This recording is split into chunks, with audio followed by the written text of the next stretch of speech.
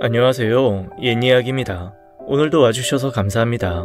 옛이야기 채널은 사연 읽어주는 남녀 채널에서 지금은 삭제되어 들을 수 없는 21년도에 소개해드린 사연 중 베스트 사연만 뽑아 다시 읽어드리는 채널입니다. 구독과 좋아요 부탁드리며 오늘의 사연 바로 시작하겠습니다.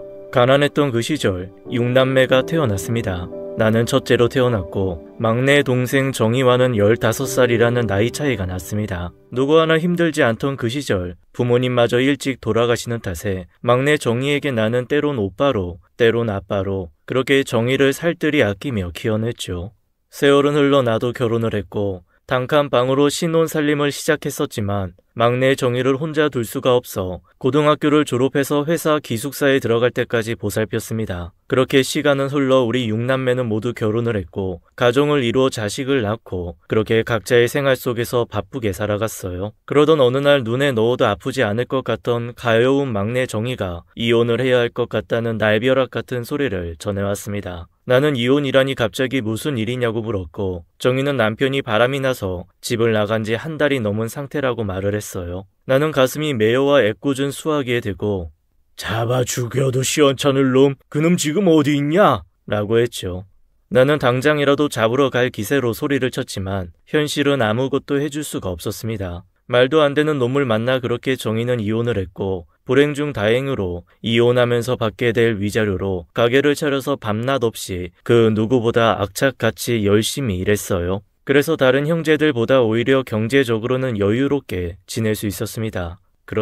그러니까 지금으로부터 20여 년 전 다섯째 정곤과 정희 사이에서 사건이 발생하고 말았습니다. 그 사건은 다름 아닌 돈 문제였어요. 자식 셋을 키우며 생활이 힘들었던 정곤은 형제 중에 그래도 경제적으로는 제일 여유롭다고 생각된 막내 정희에게 돈 500만 원을 빌려달라고 부탁을 했습니다. 정희는 선뜻 500만 원을 빌려주었고 행여 부담이 될까 싶어 천천히 갚으라고 말해주었죠. 정곤은 거래처에서 돈을 받는 대로 바로 갚아주겠다고 말했고 얼마 지나지 않아 거래처로부터 들어온 돈을 받자마자 재수씨에게 주며 정희에게 갚으라고 했고 재수씨는 돈을 받자마자 정희의 집으로 향했습니다. 그런데 이 과정에서 문제가 생긴 것이었어요. 재수씨는 돈을 갚았는데 정희는 돈을 받은 적이 없다는 것이었죠. 돈을 준 사람은 있고 받은 사람은 없는 상황, 정말 귀신이 곡할 노릇이었습니다.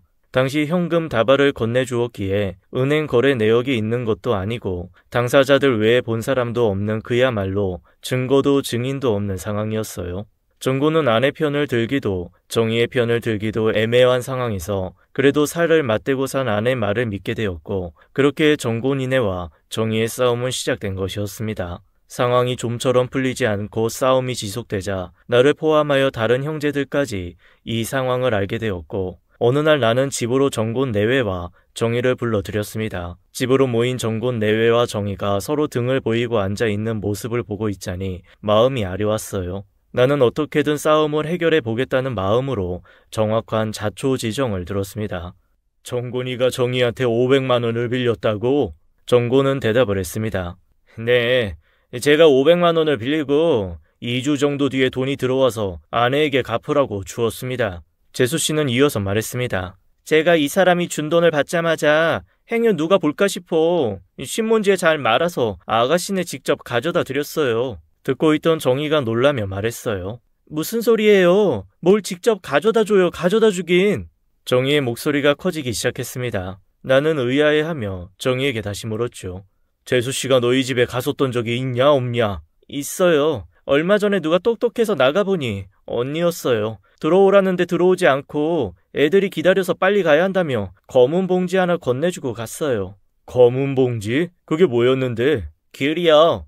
돈 빌려준 게 고마운데 이자도 못 주고 그래서 귤 한 봉지 사서 같이 드렸어요. 그때 애들 학교 갔다 오면 배고파 하니까 집에 빨리 가려고 귤하고 돈만 전해드리고 왔어요.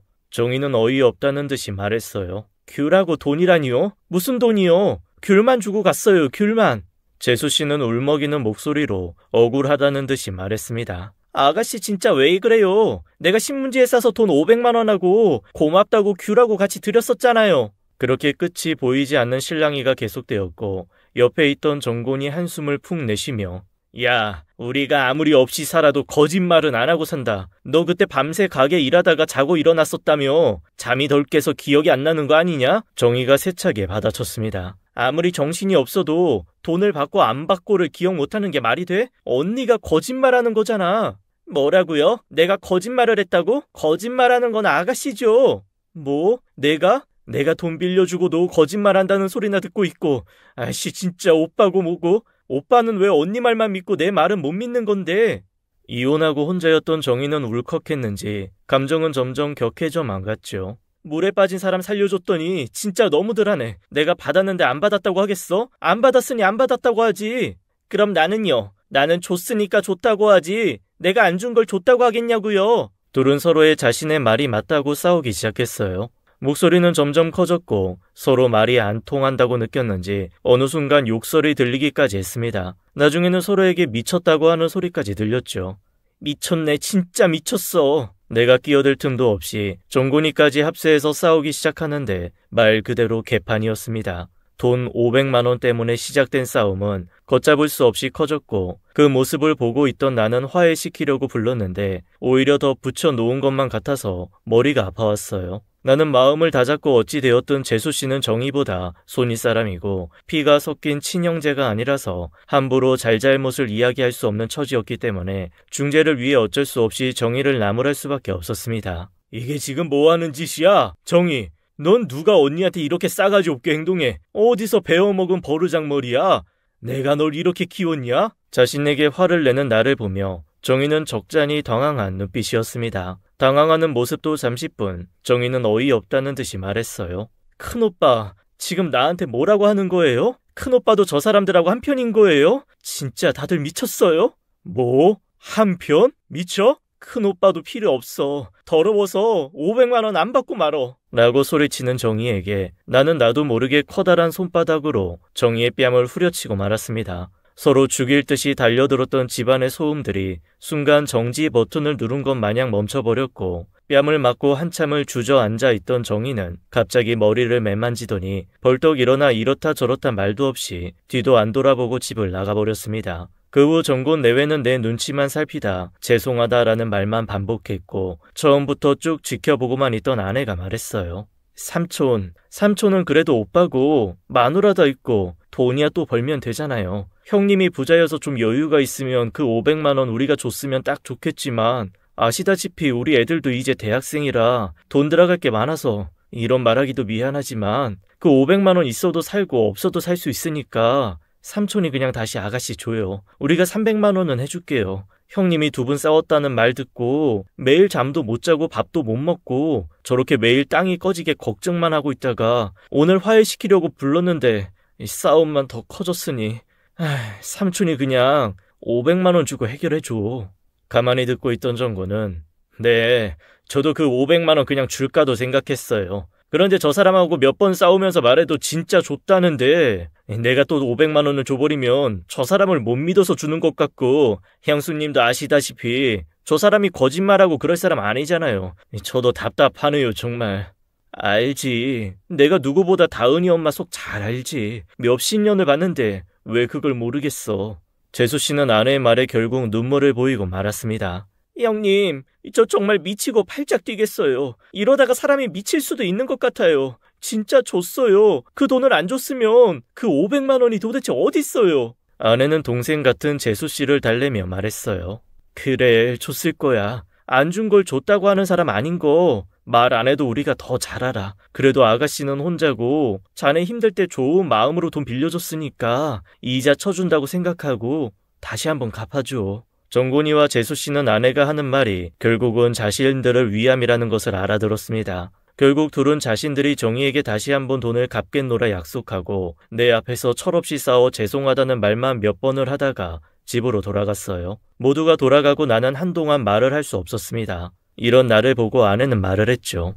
당신 괜찮아요? 나는 한참을 생각하고 또 생각하고 말했어요. 정희가 받은 걸 안 받았다고 하진 않았을 건데 그렇게 생각하는 양반이 왜 다 큰 아가씨 얼굴에 손을 대요 대길. 나는 아내의 말에 뭐라고 말을 할 수 없었습니다. 때린 건 사실이니까요. 하지만 나도 이유가 있습니다.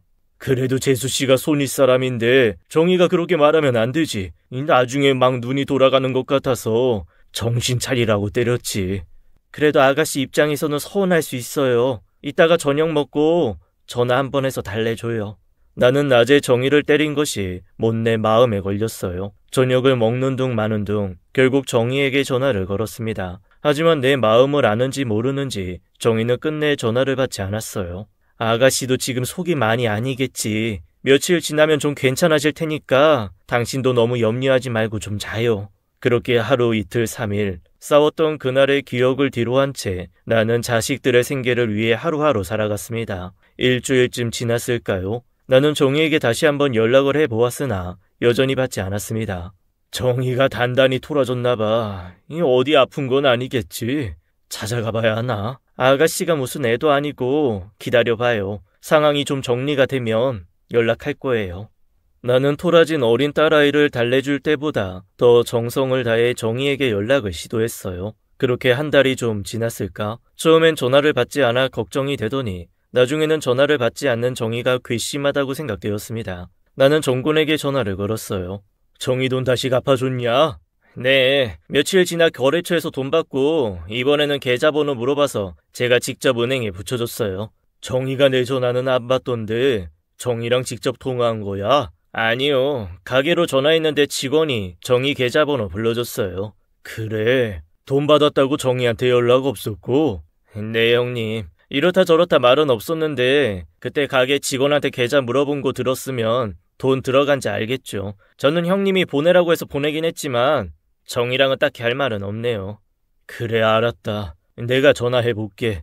나는 그 후로도 몇 차례 더 전화했지만 연락이 되지 않았고 자식들 돌보랴 일하랴 그렇게 시간은 덧없이 흘러만 갔습니다. 몇 달 후 찾아온 아버지 제삿날 형제들은 하나둘 우리 집에 모였고 나는 정희가 올 거라 믿으며 기다렸지만 끝내 모습을 보이지 않았어요. 이쯤 되니 화가 난다기보다는 걱정이 앞섰습니다. 집에 모인 다른 형제들에게 정희와 연락했던 사람이 있는지 물었어요. 그날 이후 아무도 정희와 연락을 닿았던 사람이 없었습니다. 나는 그 자리에서 정희에게 또 전화를 했지만 여전히 받지 않았죠. 그때 태어나서 처음으로 음성이라는 것을 남겨보았습니다. 나다. 어딘데 전화를 안 받냐? 전화해라. 오빠가 미안했다는 말과 걱정되니 연락하라는 마음은 50이라는 나이만큼이나 어색하고 멋없는 말투로 제멋대로 흘러나왔습니다. 그 후에도 기다려도 연락은 없었고 결국 나는 정곤을 데리고 정희의 집으로 찾아갔어요. 띵동띵동. 띵동띵동. 예정대로라면 정희가 가게에서 밤새 일을 하고 지금쯤이면 집에서 자고 있어야 할 시간이었습니다. 자느라 벨소리를 못 듣는 건지 인기척이 느껴지지 않았죠. 나는 정곤이 누르려던 벨을 기다리지 못하고 서둘러 다시 한번 벨을 눌렀습니다. 그때 현관문이 열렸어요. 그런데 그곳엔 정희가 아닌 낯선 여자가 귀찮다는 표정으로 서 있었습니다. 누구세요? 나와 정곤이는 당황했고 정곤이가 놀란 나를 대신해 입을 열었습니다. 아, 네. 여기 김정희네 집 아닙니까? 김정희요? 아닌데요? 아, 혹시 전에 살던 사람인가요? 저희 이사 온 지 한 달 아직 못 됐는데요. 네? 새로 이사 오셨다고요? 그럼 전에 여기 살던 사람은 어디로 갔나요? 그건 저도 잘 모르죠. 나와 정곤이는 이 낯선 여자가 하는 말을 믿을 수 없었고 서로만 바라볼 뿐이었어요. 나는 서둘러 정희가 운영하던 가게로 찾아갔습니다. 가게는 다행히 그대로 그 자리에 그곳에 있었고 나는 안도하며 가게 안으로 들어가 정희의 모습을 찾기 위해 눈을 돌렸습니다. 한참을 두리번거리며 서 있었더니 직원이 다가왔어요. 어서 오세요. 찾으시는 일행분이 있으신가요? 아니요. 일행이 아니라 여기 사장이 제 동생인데 김정희라고. 지금 어디 있나요? 김 사장님이요? 정고는 급한 목소리로 물었습니다. 네네, 지금 어디 있어요? 김 사장님 몸이 아프셔서 가게 못할 것 같다고 지금 사장님께 넘기셨다고 들었는데. 아파요? 정희가요? 어디 가요? 왜요? 저도 들은 이야기라 잘 몰라요. 저기 사장님 오시니까 한번 여쭤보세요. 나는 직원이 말한 사장한테 빠른 걸음으로 다가가 다짜고짜 물었어요. 김정희, 우리 정희 지금 어디 있나요? 어디가 얼마나 아픈 건가요? 당황한 기색이 역력한 사장은 어리둥절한 표정으로 말했습니다. 김 사장이 어디가 아픈 건지는 저도 잘 모르겠지만 주위 다른 사람들 말로 우울증이 온 것 같다고 했어요. 한동안 문 닫고 장사도 안 하더니 급하게 가게 내놨다고 하더라고요. 참으로 절망스러운 말이었어요. 우울증. 나는 집으로 돌아와 밥 한 숟가락 먹지 않고 사흘 밤낮을 울었습니다. 그 후 정희의 전화는 없는 번호로 나갔고 아무리 찾으려고 노력해보았지만 돈 없고 배운 것 없는 나로서는 사라진 정희를 찾는 일이 너무 어려운 일이 되어버렸어요. 정희가 사라지고도 나는 가장이라는 어쩔 수 없는 무게감에 꾸역꾸역 하루를 버텨내며 살았지만 한 번씩 딸 아이에게 정희라고 부르는 실수는 쉽게 고쳐지지가 않았습니다. 그렇게 시간은 흘러만 갔고 20여 년의 세월 동안 나는 50대의 아저씨에서 70살이 넘는 힘없는 늙은이가 되었습니다. 71살이 되던 해 나는 폐암 선고를 받았어요. 다행히 초기에 발견되었지만 70살이 넘는 나이와 선천적으로 좋지 않았던 폐 기능으로 수술을 할 수 없게 되었고 방사선과 항암 치료를 하며 하루하루 힘들게 버텨내고 있었습니다. 1차 항암 다시 먹는 족족 다 토해내고 머리카락이 다 빠졌어요. 마약성 진통제로 정신을 차릴 수 없을 만큼 쇠약해졌을 때 내가 울고 있던 딸아이를 보며 정희야, 아이 울지 마라. 정희야 울지 마. 하며 울었다고 했습니다.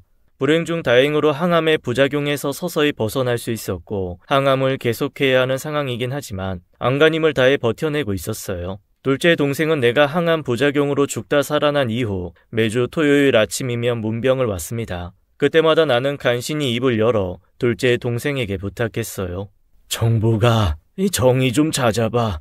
정희 좀 데려와라. 형님, 지금 애들이 정희 찾고 있어요. 이 정희 딸 지수 알죠? 이혼할 때 지 아빠가 데려가서 못 봤었잖아요. 그 애를 애들이 찾은 것 같아요. 곧 정희 만날 수 있을 거예요. 아, 형님 그러니까 밥 잘 잡숫고 힘을 내셔야 합니다. 나는 정희를 만날 수 있을지도 모르는 기대감에 병원 치료도 열심히 받고 힘에 부치지만 한 숟갈 한 숟갈 밥도 떠먹으려 노력했습니다. 얼마 후면 아버지 제삿날이 돌아오는데 내가 몸이 좋지 않으니 제사를 안 지내는 게 맞는 것 같다고 동생들에게 오지 말라고 했었어요. 하지만 동생들은 이번 제삿날에도 어김없이 우리 집에 모였습니다. 제사를 지내기 위해서가 아니라 아픈 나를 보기 위해 모인 것이었죠. 오랜만에 형제들이 모두 모여 함께 식사를 하였습니다. 이렇게 좋은 날 나는 정희가 더 생각이 나는 것 같았어요. 그때 둘째 동생이 어디론가 전화를 했습니다. 여보세요 한마디 하더니 스피커폰을 눌러 전화기를 나에게 주었어요. 나는 전화기를 받아들었습니다. 여보세요. 여보세요. 전화기 너머에 들려오는 목소리는 다름 아닌 정이었습니다. 20여 년의 시간이 흘렀지만 목소리는 똑같았어요. 놀란 나는 둘째 동생과 눈이 마주쳤고 정이가 맞다고 눈짓을 해주었습니다. 나는 항암으로 입이 말라 목소리 내기도 쉽지 않았지만 짐진 목소리를 높여 말했어요. 정이냐? 네, 저 정이에요, 큰오빠. 아이고, 이거사. 이 정이야. 그래, 그동안 어디에 있었어? 한동안 정이의 흐느끼는 목소리가 들렸습니다. 한참을 흐느끼던 정이는 큰오빠 아파요? 작은 오빠한테 며칠 전에 통화하며 얘기 들었어요. 그렇게 됐어. 폐암이래. 그래서 항암 주사 맞고 뭐 그러고 있어. 오빠, 아프지 마요. 아프지 말라는 정희의 말에 나도 눈물이 차올랐습니다. 정희야, 이 오빠가 잘못했다. 그날 네 편을 들어주지 못해서 정말 미안했다. 보고 싶다. 나는 감정에 복받쳐 눈물을 쏟아냈고 정희 역시 울고 있었습니다. 아니에요. 큰오빠 내가 잘못했어요. 미안해요. 나와 정희는 한동안 말을 잇지 못하고 울었어요. 옆에서 지켜보던 다른 형제들도 고개를 숙인 채 눈물을 닦았습니다. 20년 만에 듣는 그 한마디 미안하다는 말. 정희는 지금 생각해보면 너무 후회스럽지만 철이 없던 그땐 이 미안하다는 한마디가 절실하게 듣고 싶었다고 했습니다. 돈을 빌려주고도 욕을 먹는 상황이 이해가 되지도 않았지만 무엇보다도 믿고 따랐던 아빠 같았던 나마저 자신을 믿어주지 않았던 것 같아 이혼했을 때보다 더 외롭고 죽을 만큼 힘이 들었었다고 했습니다. 가족이라고 믿었던 사람들이 아무도 내 편이 아니라는 생각, 그것만큼 슬픈 일은 없을 것 같다며 슬퍼했어요. 결국 우울증까지 찾아왔고 몇 달을 매일 약과 술로만 버티다가 어리석게도 죽을 결심을 하기까지 했었다고 했습니다. 마지막으로 딸 지수 얼굴이 너무 보고 싶어서 죽기 전에 얼굴 한번 보려고 부산에 찾아갔는데 이미 전 남편이 결혼한 것을 알고 있었지만 새엄마 밑에서 눈치 보며 사는 지수를 보고 차마 죽을 수가 없었다고 했습니다. 그래서 가게 정리하고 남았던 돈으로 부산에서 자리를 잡았고 지수를 데려오기 위해 알코올 중독과 우울증도 치료받고 그렇게 힘들게 버티다가 결국 지수를 데려와 함께 살게 되었다고 했어요. 정희의 말을 한참 듣고 나서 나는 가슴이 메어왔습니다. 혼자서 얼마나 고되고 힘들었을까. 알코올 중독의 우울증이라니. 그때 내가 정희를 나무라지만 않았다면, 아니 때리지만 않았더라면 정희가 이렇게 힘들지 않았었을까. 한참을 흐느끼던 정희가 목소리를 가다듬고 말했습니다. 그래도 오빠 덕분에 지수 다시 만났어요. 그거로도 저는 감사해요. 그러니 오빠 저한테 미안해하지 마세요. 오빠는 항암 치료 잘 받으시고 힘을 더 내주세요. 우리 아직 얼굴도 못 봤잖아요. 제가 주말에 지수 데리고 서울로 갈게요. 제가 먼저 연락을 드렸어야 했는데 혼자 애 키우며 사는 게 너무 힘들었네요. 죄송해요 오빠. 그러더니 정희는 정곤이를 찾았어요. 아 그래 정희야 오빠다. 그때는 미안했다 오빠가. 아니에요. 돈도 붙여줬던데 그것도 제가 너무 늦게 확인을 해서 연락도 못 드렸어요. 언니한테도 미안하다고 전해주세요. 주말에 찾아뵐게요. 우리 형제를 20년 동안 갈라놓았던 그 사건의 진실은 결국 밝혀지지 않았습니다.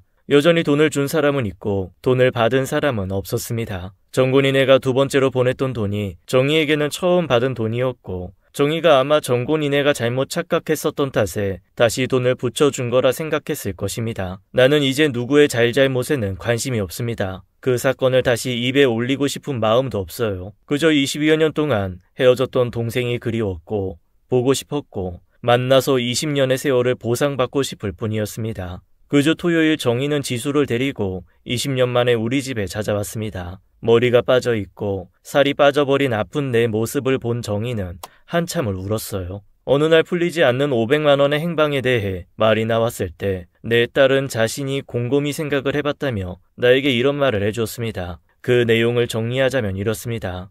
재수씨가 돈을 받아 정희의 집으로 갈 때 행여 누가 볼까 신문지로 500만 원을 싸서 돈이 아닌 것처럼 위장을 했다. 정희의 집으로 가면서 이자도 없이 돈을 주기가 미안해 이자 대신 귤을 한 봉지 샀다. 정희의 집에 찾아갔지만 아이들이 학교에서 끝날 시간이라 들어가지 않고 문 앞에서 귤봉지와 500만 원을 감싼 신문지 뭉치를 넣어 귤과 함께 전달했다. 정희는 밤새 가게 일을 하고 낮에 자던 버릇이 있어서 비몽사몽한 상태로 재수씨가 주는 봉지를 정확히 확인하지 않은 채 받았다. 500만 원의 신문지 뭉치와 귤이 담긴 봉지는 정희네 집 식탁에 던져졌고 잠이 덜 깬 정희는 마저 잠을 자기 위해 방으로 들어갔다. 귤봉지가 식탁에 던져지면서 500만 원이 든 신문지 뭉치는 집안 어딘가에 떨어졌고 잠에서 일어난 정희가 귤봉지를 열어보았을 땐 귤만 있음을 확인했다. 그날 오후 정희는 가게 일로 바빠 출근했고 저녁 무렵 정희네 집에 일주일에 두세 번 와서 청소와 빨래를 해주는 가사 도우미 아주머니가 청소를 하다가 그 신문지 뭉치를 발견하게 되었다. 가사 도우미 아주머니는 아무도 없는 집에서 발견된 신문지 속 현금 500만 원을 가져갔다. 아니면 신문지 뭉치가 돈인지 모르고 버렸을지도 모르는 것. 하지만 이건 역시 어디까지나 딸아이의 상상일 뿐이지만 동생들을 걱정하는 나를 위한 딸아이의 선물이라는 것을 잘 알고 있습니다. 하늘만이 알고 있을 진실의 모습은 과연 무엇일까? 500만 원의 행방을 찾는 것보다 더 중요한 것은 우리 인생에서 말 한마디의 무게는 가볍지 않으며 돈보다 소중한 것들을 돈 때문에 잃어버리는 어리석은 행동을 하지 말아야 한다는 것이었습니다. 지금까지 옛 이야기였습니다. 끝까지 함께 해주신 여러분 감사드리며 저희는 다음 사연으로 돌아올게요. 감사합니다.